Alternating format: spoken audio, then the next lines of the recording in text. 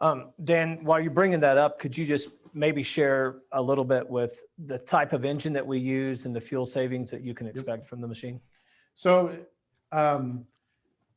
early on, I remember having the discussion with our engineering team. Again, I'm not an engineer, I'm just a farmer. And so ideas of efficiency was not necessarily in my mind because it never was available. So I remember early on,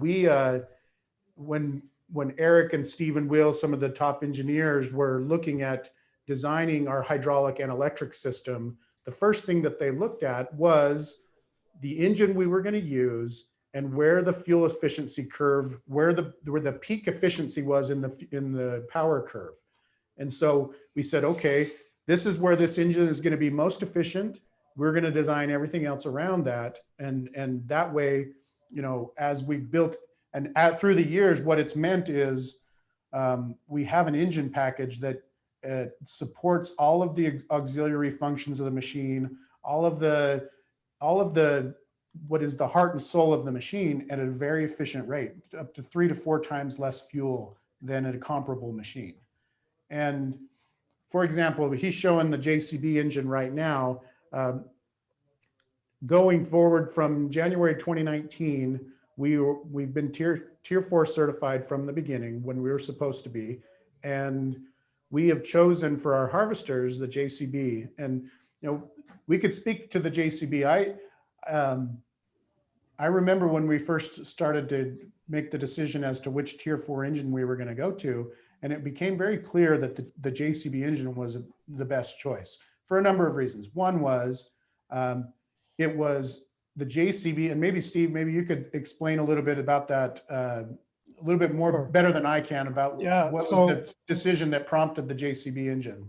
About 3 years before we had to make the switch to tier 4, we were researching engines, and we'd been using John Deere tier 3 engines to that point, which had been very good for us. And we did not go with John Deere on the tier 4 because their initial generation of tier 4 engines were still the same base engine as the tier 3. And so the engineering on them is just a little different. And the JCB engine was designed from the ground up to be tier 4. So under 74 horsepower, which is what our harvester is, doesn't require diesel exhaust fluid or particulate filters.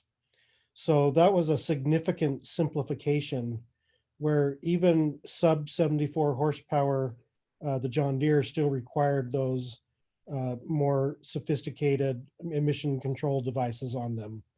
So that was one of the big things that we decided to go to John Deere.